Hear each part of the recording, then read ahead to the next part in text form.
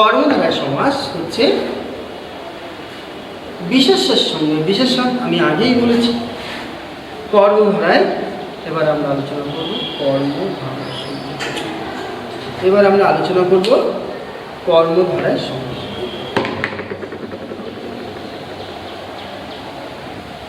কর্মধারায় সমাস। কর্মধারয় সমাসের বৈশিষ্ট্য কি? এই সমাসের বৈশিষ্ট্য হচ্ছে এই বিশেষ্যের সঙ্গে বিশেষণ কিংবা বিশেষণের সঙ্গে বিশেষ্য কিংবা বিশেষ্যের সঙ্গে বিশেষ্য কিংবা বিশেষণের সঙ্গে বিশেষণ মিলে যে সমাসবদ্ধ পদ গঠিত হয় তখন তাকে আমরা বলবো কর্মধারয় সমাস। তাহলে কর্মধারয় সমাসে আমরা দেখতে পাচ্ছি, একটা উদাহরণ দিয়ে তোমাদেরকে বোঝাই। ধরো কাঁচা মিঠি, খুব ভালো, কাঁচা মিঠি। এই সমাসবদ্ধ পদটিতে আমরা কি করব? ব্যাস গঠন করব। কিভাবে? কাঁচা অথচ মিঠি, কাঁচা মিঠি। তাহলে কাঁচা মিঠি যদি আমি ভাঙি তাহলে আমি দেখতে পাবো কাঁচা অথচ মিঠি। কাঁচাটা কি? বিশেষণ। মিঠিটা কি? বিশেষণ। তাহলে আমরা দেখতে পাচ্ছি এখানে বিশেষণের সঙ্গে বিশেষণ পদের মিলনে কি গঠন হয়েছে? সমাসবদ্ধ পদ গঠিত হয়েছে কাঁচা মিঠে। তাই এই সমাসের নাম হচ্ছে কর্মধারয় সমাস। এটা হচ্ছে বিশেষণ, এটাও বিশেষণ। তাহলে আমরা দুটোই দেখতে পাচ্ছি, এই দুটোই, এটা বিশেষণের সঙ্গে বিশেষণে মিলে বিশেষণ, এটা হচ্ছে বিশেষণ।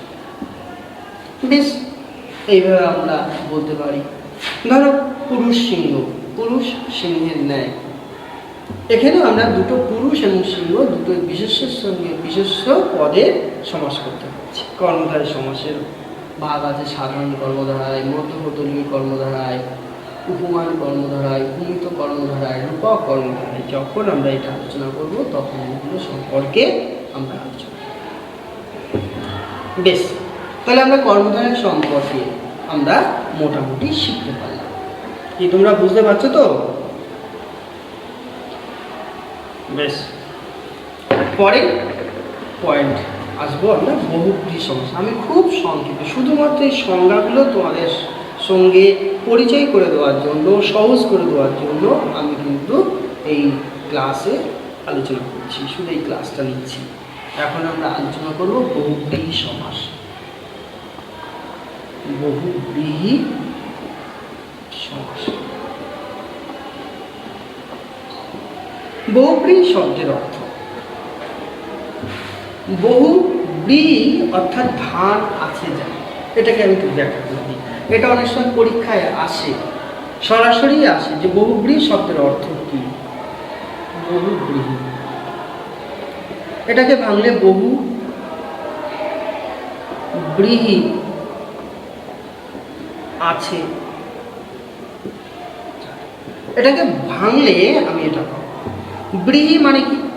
ব্রীহি মানে হচ্ছে ধান। এটা পরীক্ষায় আসে তোমাদের বহুব্রীহি শব্দের অর্থ কি। তাহলে তোমরা অবশ্যই তখন এটা লিখবে বহু ব্রীহি বা ধান আছে যা, সেই হচ্ছে বহুব্রীহি। বহুব্রীহি সমাসের সংজ্ঞা কি? বহুব্রীহি সমাসের সংজ্ঞা হচ্ছে যে সমাসে পূর্বপদ এবং পরপদ কোনোটা অর্থ প্রাধান্য না দিয়ে অতিরিক্ত কোনো পদ প্রাধান্য পায় তখন তাকে আমরা বলবো বহুব্রীহি সমাস। যেমন তুমি এখানে দেখতে পাচ্ছ যে বহুব্রীহি, বহু এবং ব্রীহি পূর্বপদ কোনোটায় প্রাধান্য পাচ্ছে না, পূর্বপদ পরপদ প্রাধান্য পাচ্ছে কি না? যার। তাহলে যারটা কিন্তু যখন এরকম অতিরিক্ত প্রাধান্য পায় যে সমাসে তাকে আমরা বলি বহুব্রীহি সমাস। যার বা যাহার বলতে পারে। বেশ, সব্যসাচী, দুই হাত সমান চলে যার, এরকমভাবে আমরা ব্যাখ্যা করতে পারি। তাহলে বহুব্রীহি সমাসের বৈশিষ্ট্য কি? বহুব্রীহি সমাসের বৈশিষ্ট্য হচ্ছে পূর্বপদ এবং পরপদ কোনোটার অর্থই প্রাধান্য পাবে না। প্রাধান্য পাবে কি? অতিরিক্ত কোনো একটি পদ। তাই তখন সেই সমাসকে আমরা বলবো বহুব্রীহি সমাস। ঠিক আছে, এবার আমরা আসছি অব্যয়ভাব সমাস।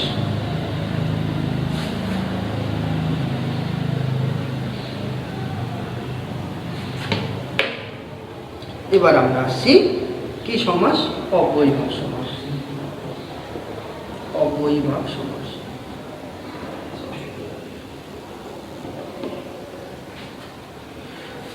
অব্যয়ভাব সমাস। অব্যয়ভাব সমাস কাকে বলে? পূর্বপদ অব্যয়ের সঙ্গে পরবর্তী পদ মিলে যে সমাসবদ্ধ পদ গঠিত হয় তখন তাকে আমরা বলি অব্যয়ভাব সমাস। এই অব্যয়ভাব সমাসের বৈশিষ্ট্য হচ্ছে পশ্চাতে, সহিত ইত্যাদি পদ যুক্ত হয় এই জাতীয়। যেমন অনুগমন, তাহলে কি লিখব? অনুগমন যদি আমি লিখি তাহলে কি লিখব? অনুগমন আমি এখানে লিখছি, অনুগমন। অনুগমন তাহলে গমনের পশ্চাৎ আমরা লিখতে পারি। বা যদি লিখি উপকূল, উপকূল লিখলে আমরা কি লিখব? কুলের সমীপে, সমীপে, সদৃশ, কাছে এরকম থাকলে আমরা তাকে বলবো কি বলবো? অব্যয়ভাব সমাস। উপকূল রস্য প দীর্ঘ ল, উপকূল যদি লিখি তাহলে লিখব কুলের সমীপে। তাহলে আমরা কি লিখলাম? সমীপে, সদৃশ। যদি উপবন থাকে, বনের সদৃশ, তাহলে সদৃশ, সমীপে, কাছে। এবং দেখো দিয়ে যখন সমাসবদ্ধ পদ গঠিত হয় তখন অব্যয়ভাব সমাস গঠিত হয়। আর অব্যয়পদ অব্যয়পদ, পূর্বপদ অব্যয়পদ মানে লিঙ্গ, বচন, পুরুষ, ক্রিয়ার কাল ভেদে এর কোনো রূপ, ব্যয় বা পরিবর্তন হয় না। এর কোনো ব্যয় বা পরিবর্তন হয় না, তাই আমরা বলবো অব্যয়ভাব সমাস। বেশ, এবার আমি আসছি দ্বিগু সমাস। এবার আসছি আমরা দ্বিগু সমাস। দ্বিগু সমাস কি? দ্বিগু সমাস কাকে বলে? দ্বিগু সমাস। এবার আসছি আমরা দ্বিগু সমাস। দ্বিগু সমাস কাকে বলে? পূর্বপদ সংজ্ঞাবাচক শব্দ এবং পরপদ অতিরিক্ত পদ সমাহার বোঝায়। পরপদ না, অতিরিক্ত পদ সমাহার বোঝায়। যদি বলি পঞ্চবটি, কি বলবো? পঞ্চ বটের সমাহার। দেখো পঞ্চ বটি, পঞ্চ বটের সমাহার। তাহলে পূর্বপদ সংখ্যাবাচক শব্দ পঞ্চ মানে হচ্ছে 5 এবং অতিরিক্ত পদ। পূর্বপদ কি থাকে? সংখ্যাবাচক শব্দ থাকে এবং অতিরিক্ত পদ দ্বারা সমাহার বা সমষ্টি বোঝায়। এই অতিরিক্ত পদ সমাহার সমষ্টির সঙ্গে পূর্বপদ সংখ্যাবাচক মিলে যে সমাসবদ্ধ পদ গঠন করে তাকে আমরা বলি দ্বিগু সমাস। দ্বিগু শব্দের অর্থ হলো দুই গরুর মূল্যে কেনা এমন। দ্বিগু শব্দের অর্থ, এটা পরীক্ষায় আসে। দ্বিগু শব্দের অর্থ কি? দ্বিগু শব্দের অর্থ, দ্বিগু শব্দের অর্থ কি দাঁড়াবে? বা ব্যাসবাক্য করে কি হবে? দুই গরুর মূল্যে, দুই গরুর মূল্যে কেনা এমন। তোমাদের বুঝতে অসুবিধা হচ্ছে। দুই গরুর মূল্যে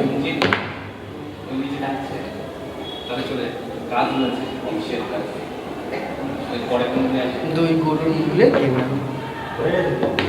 তাহলে দ্বিগু সমান সমান আমি শব্দের অর্থ বলছি, ব্যাসবাক্য করলে দুই গরুর মূল্যে। দ্বিগু, দ্বিগু শব্দের অর্থ শুধু, দ্বিগু শব্দের অর্থ হচ্ছে দুই গরুর মূল্যে কেনা এমন। দ্বিগু সমাস।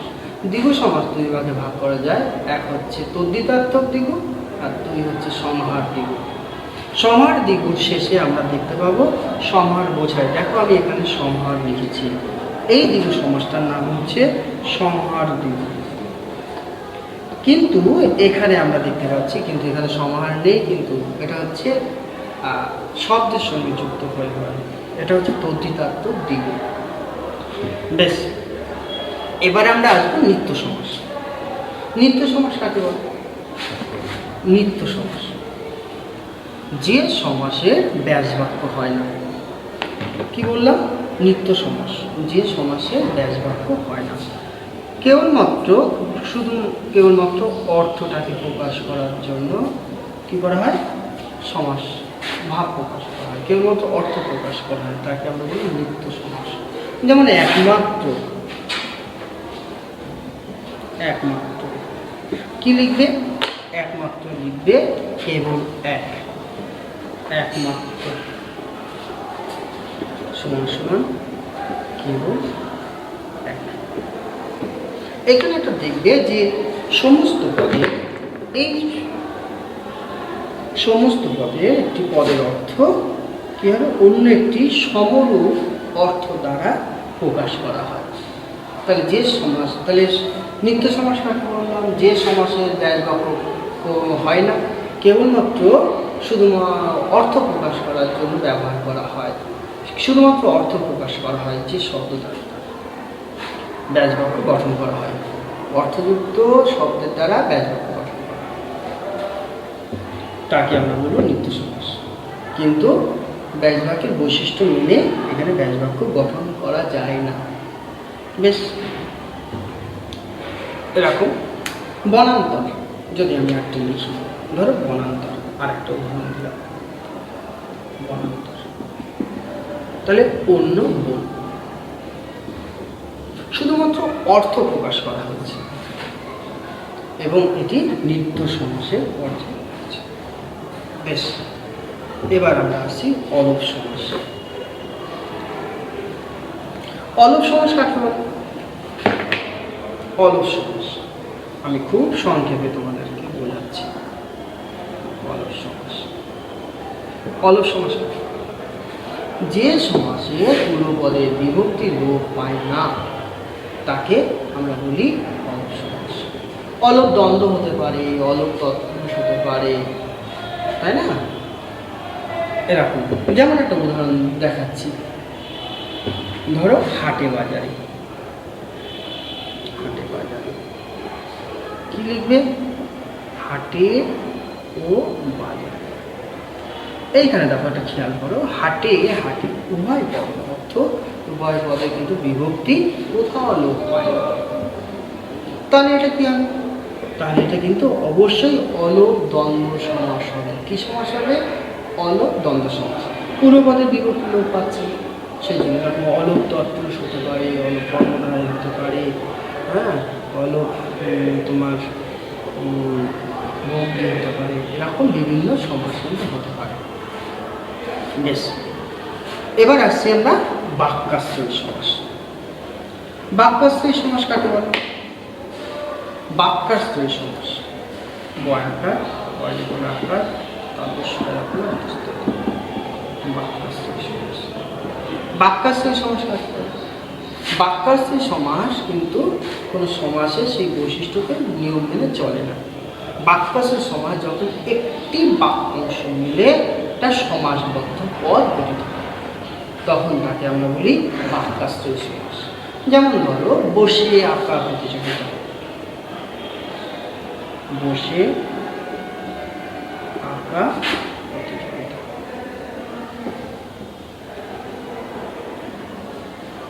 বসে আঁকা প্রতিযোগিতা। যদি পরীক্ষায় এই সমাসটা দেয়, তুমি কি লিখবে?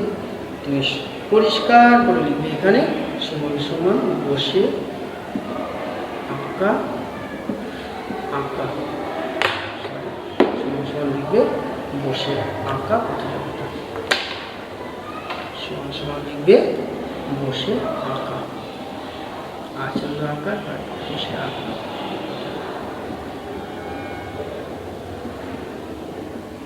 এইভাবে লিখতে পারি। তাহলে এই বাক্যাংশ আমরা দেখতে পাচ্ছি, এই বাক্যাংশ দ্বারা কেবলমাত্র একটি সমাসবদ্ধ পদ গঠন হয়েছে। তখন এই জাতীয় সমাসকে আমরা বলবো বাক্যাশ্রয় সমাস। যেমন সবুজ বাঁচাও কমিটি, পরীক্ষায় যদি আসে সবুজ বাঁচাও কমিটি, কি লিখবে? সমান সমান লিখবে সবুজ বাঁচাও কমিটি, সবুজ বাঁচাও কমিটি, এইভাবে তোমরা লিখবে সবুজ বাঁচাও কমিটি। তাহলে এটা যাবে আমরা এইভাবে লিখব।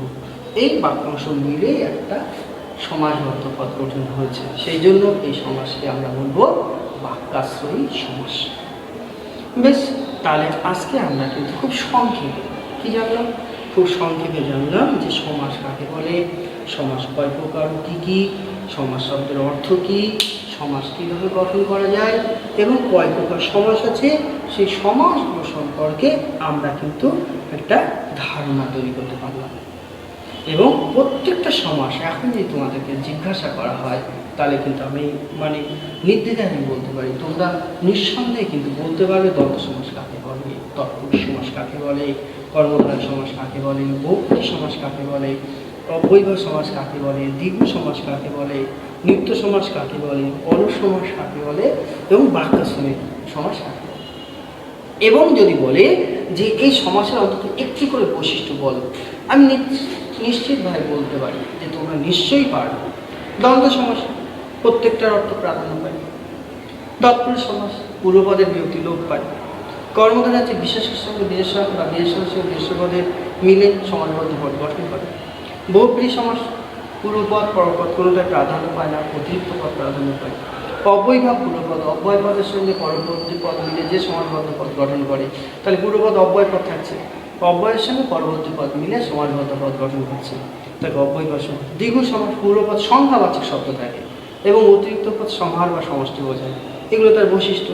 নিত্য সমাস ব্যাসবাক্য হয় না। আরেকটা বৈশিষ্ট্য, এই সমাসবদ্ধ পদে সমর্থক একটা শব্দ ব্যাসবাক্যে ব্যবহৃত হয়, যেমন একমাত্র, মাত্র পরিবর্তে কেবল শব্দটা যুক্ত হয়েছে, তাহলে বুঝতেই পারছি। তাহলে নিত্য সমাস। আর অলস সমাস হচ্ছে যে সমাসের পূর্বপদের বিভক্তি কোনো অবস্থাতে লোপ পাবে না, অলোপ, অলোপ মানে নয় লোপ, মানে লোপ পাবে না, তাই অলস সমাস। এবং শেষে দেখতে পাবো আমরা বাক্যাশ্রয় সমাস। তাহলে আমরা এখানে দেখতে পাচ্ছি যে একটা বাক্যই সমাসবদ্ধ পদ গঠন করছে, সমস্ত পদ গঠন করছে, তখন এই জাতীয় সমাসকে আমরা বলবো বাক্যাশ্রয় সমাস। অর্থাৎ একটা বাক্যকে আশ্রয় করেই যখন একটা সমাসবদ্ধ পদ গঠিত হয় তখন তাকে আমরা বলবো বাক্যাশ্রয় সমাস। এইভাবে আমরা সমাস সম্পর্কে একটা প্রাথমিক ধারণা আমরা পেয়ে গেলাম। আশা করি তোমাদের বুঝতে অসুবিধা হবে না, তোমরা বারবার এটা শুনবে, দেখবে একদম ছবির মতো পরিষ্কার হবে। এর পরবর্তী সময়ে যদি সময় পাই তাহলে তোমার প্রত্যেকটার সম্পর্কে যে শ্রেণীবিভাগগুলো আছে সেই শ্রেণীবিভাগগুলো সম্পর্কে আলোচনা করব। ঠিক আছে, আজকের মতো ক্লাস শেষ করে তোমরা ভালো থেকো, সাবধানে থেকো। ঠিক, ধন্যবাদ।